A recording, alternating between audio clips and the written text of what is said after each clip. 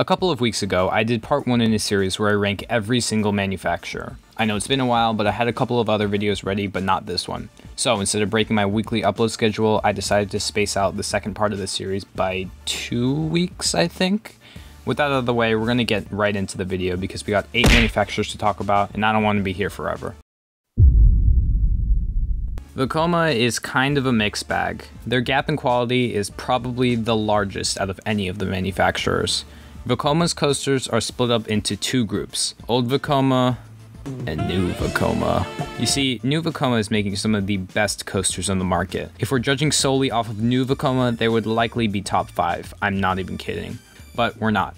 Old Vekoma is really bad. Their coasters were boring, rough, and worst of all, everywhere. If we were judging Vekoma solely on Old Vekoma, they would probably be the bottom spot. Yes, even worse than Togo. They were that bad. However, like I said, Vekoma has made some new creations that look phenomenal, most notably Let Coaster and Formula. They've also dabbled in the suspended coaster market once again, but I think their best work is still Let Coaster, and that's really the only reason they aren't at the bottom. They're still in the middle, but they're not at the bottom. They're building a bunch of new coasters this year in Europe and Asia, and they all look pretty good. The one that stands out most is naturally Abyssus. This is their flagship model and features an abundance of airtime and inversions. They've also built some suspended coasters like Dragonflyer and I'm not even gonna try and pronounce that. So this is all great. Vekoma's back and business is booming. Parks are working with them again and they've made some good stuff. So why are they so low, you might ask me? It really is just Old Vekoma. I'm sorry guys, Old Vekoma just sucked and they ruined Vekoma's placement as a whole. Old Vekoma sucked, and I already sort of explained why. I'm not going to go into much further detail because, like I said, I don't want this video to be forever. I really want to put Vekoma higher, but I just can't ignore their history of being one of the worst manufacturers. If a company has a portfolio of coasters that are this bad, then 2 or 3 outstanding coasters isn't going to level it out. Maybe in the future, if the good starts to catch up to the bad, then I'll put Vekoma higher. But right now, that's not the case. So for right now, Vekoma is going to stay at number 15. But like I said, that could change in the future. I feel like enthusiasts have sort of developed a respect towards Schwarzkopf. They're generally regarded as good, if not great coasters. But personally, I never really caught on to the Schwarzkopf craze. They're pretty tame and basic coasters, but for what they are, I kind of like them. I wouldn't rate them as high as others do, but I don't really have an issue with any of them. They're never the standout attraction of a park. Oh wait, let me rephrase that. They're never the standout attraction of a good park, but they always seem to be solid enough and can hold their own. However, I really can't rank a solid enough manufacturer any higher. I'm sorry, there are just too many good manufacturers out there to do so. If you couldn't tell so far, a lot of these manufacturers in this video are kind of just meh. This is just kind of going to happen naturally with this being the middle segment of the series. There's a lot of manufacturers that are just kind of average. So I'm sorry if I come across as unenthusiastic or bored. That's just kind of how it is. However, while they do kind of bore me, they're still not bad. So let's talk about what I like about Schwarzkopf, because I feel like I haven't done that yet. I like their circular loops. It looks nice, I think. Oh, also, they got some pretty intense stuff. Like, those back-to-back loops. I like their color schemes. But joking aside, Schwarzkopf has made some pretty good stuff. I really can't argue with the likes of Shockwave, Montezuma's Revenge, and Mindbender. I haven't ridden any of them, which come to think of it is probably why I don't really care much for Schwarzkopf, but I still know they're all great rides. I feel like I've kind of been mostly negative about Schwarzkopf, but I just can't help it. This company doesn't really excite me, though a lot of defunct manufacturers don't. Now, I've only ridden one PTC coaster, but it honestly shocked me. It was so much better than I was expecting. That one ride was Comet at Hershey Park. I was so surprised how much ejector airtime I got in the back row. Its airtime outclassed the 210-foot B&M Hypercoaster in the front of the park, and it wasn't even close. The airtime on this is just so strong. You really have to experience it for yourself to believe it, because looking by POVs, it does not look that strong. But believe me, if you sit in the back row, you will be out of your seat, flying on every hill. Now, this is the only PTC I've ridden, and I'm sure they're not all this good, but most people agree that Phoenix at Knoebels is even better, and if that's the case, then I really need to get a ride on that. However, I can't really put PTC much higher because despite how good Comet is, I still wouldn't classify it in elite territory. I'm basing my rankings off of one ride I got on one good coaster, and while yeah, it was a great ride in that coaster, they're a pretty old manufacturer, so I know it probably doesn't get much better than here. Still, Comet was amazing, and it exceeded my expectations thoroughly. Going into this project, I thought PTC would place much lower, but Comet really changed my mind, so bravo PTC. If this were a list of the most influential coaster manufacturers, then Arrow would undoubtedly be at the top. They've had some revolutionary concepts that changed the coaster industry forever. These included the Hypercoaster, the Mine Train, and just so many more. I'm gonna let you guys in on a little secret, something most people seem to forget about Arrow.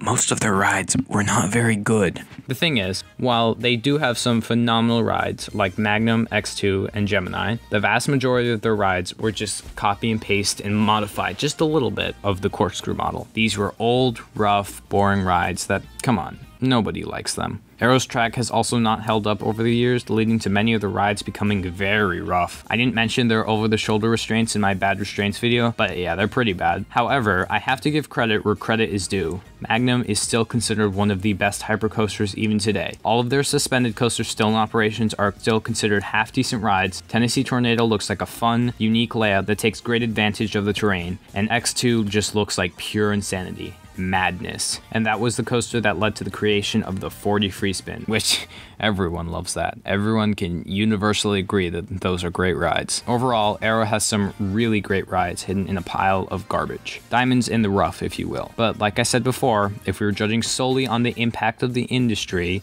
Arrow would rank at the tippity top.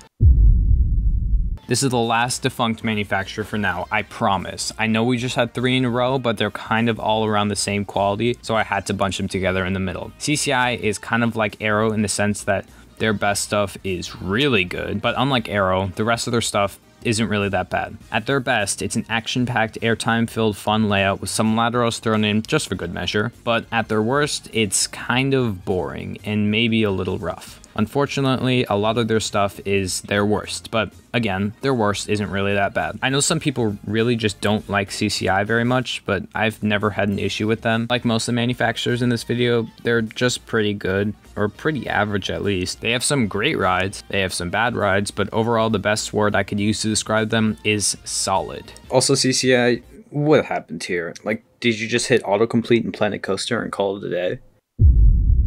So I think this is where the manufacturers start getting really good. Once we hit the top 10, there was a drastic jump in quality. And I just said CCI is pretty good, so that must mean Premier is really good. And everybody above must be really good. And yeah, they are. Premier Rides isn't the premier launch coaster manufacturer. See what I did there? But they do make the second or third best depending on your views, only behind Intamin and maybe Mack. I think I said this in another video, but they have a pretty large variety of different launch coasters. They have launched shuttle coasters, they got some fun racing coasters, they got roller coasters that look like spaghetti. Nobody else makes this wide variety in launch coasters. The only one that comes close is Intamin because they make launch bike coasters, hydraulic launches, and their blitz coasters. Premier might not have the most forceful launches or intense layouts, but they definitely have the most unique rides. Actually, I take that back, they do have some really intense rides. I had a really tough time choosing between Premier and Gerstlauer. These two companies are just really close in quality, but my choice would probably be chalked up to the fact that I've ridden more Gerstlauer coasters, my favorite of which being TMNT Shellraiser, the phenomenal Gerstlauer Eurofighter at Nickelodeon Universe. To me, the Eurofighter is just the perfect model. There are only a few coaster models that I would consider to be perfect. Not only do these models have to be the best of their type and much better than any knockoffs, but they also must be well-rounded in almost every area. Well, not quite every area, but like 99%. Examples of a perfect model would be the Intamin Blitz, the Intamin Prefab, the RMC Hybrid, and like I previously stated, the Gerstlauer Eurofighter. You'll notice I didn't even mention the B&M Hyper, and that's because these rides generally tend to lack positive Gs or any theming even in the queue. Yeah, that's how nitpicky I'm getting. In order to be considered a perfect coaster model, you need to theme in the queue. So why is the Eurofighter perfect? Why do I consider it a better, more well-rounded model than the tried and true B&M Hyper? Well, it's simple. They have everything, and they can do it all so well. You can have great inversions, great airtime moments, a great first drop, great launches. They got pretty good restraints. They're all generally smooth with the exception of some potholes here and there. Everything about them is just great, and they're really well-rounded. You can have a $28 million monstrosity like Takabisha, a smaller scale coaster that everyone can enjoy like Tantrum, or even a storytelling coaster, something that most coaster models cannot say they can do. I know I've been talking a lot about the Eurofighter, but that's really their only model worth talking about, but they knocked it out of the park with it. Yeah, they have their Infinity coasters, but that's pretty much just a bigger Eurofighter, so whatever I said about the Eurofighter kind of applies to that, just on a larger scale. They also have spinning coasters, which are pretty good. Their family coasters are even better, but at the end of the day, when you talk about Gerstlauer, you really have to talk about the Eurofighter, because the Eurofighter is truly a masterpiece. So we made it to the last manufacturer in seemingly a lot less time than the first video, and this one might be the most shocking of all of them. Yeah, I have Morgan ranked ahead of Aero, CCI, Gerstlauer, Premier. I know it's a hot take, but that's just my opinion. Morgan is probably the best representation of quality over quantity. While a lot of other defunct manufacturers we talked about today focused on making as many coasters as possible, Morgan is the only defunct coaster manufacturer that can say with confidence making each of their coasters as best as they could be. And as a result, they didn't build many, but the ones that they did have are considered among the best of their class. They only built 8. Yes, I'm including Phantom's Revenge, because I'd say most of what people consider it a great ride for was built by Morgan. They converted an old Aero Looper that nobody liked into a legendary hypercoaster, and doesn't even stop at Phantom's Revenge. They also built one of the most well-respected hypercoasters in Superman El Ultimo Escape, the world's longest coaster and only Giga in Asian, Steel Dragon 2000, and as I previously mentioned, Phantom's Revenge. The list just keeps going on and on. It's so disappointing Chance Rides hasn't done more with the Morgan concepts and designs, because Chance is not very good. Morgan coasters are all much better than anything Chance has to offer except maybe Lightning Run, but even that is considered by enthusiasts to be a smaller and lesser version of Phantom's Revenge. Morgan is really underrated, and I think people don't really talk about them that much. If Morgan had continued to build rides on a more consistent basis, they would honestly go down in history as one of the greatest manufacturers, and it's a real shame that the dream will never become a reality. If you're still here, then chances are you enjoyed the video, so why not subscribe while you're here? It's free and I would really appreciate it. So, I don't know if I'll have the next part to this video next week. Like, I haven't even started the script for it. So I'll probably space these videos out by one upload and do a video with the script I've already done, or I've been thinking about doing a special upload. Anyways, thank you guys so much for sticking around and watching. Thumbs if you liked it, subs if you loved it. I'll see you in the next one.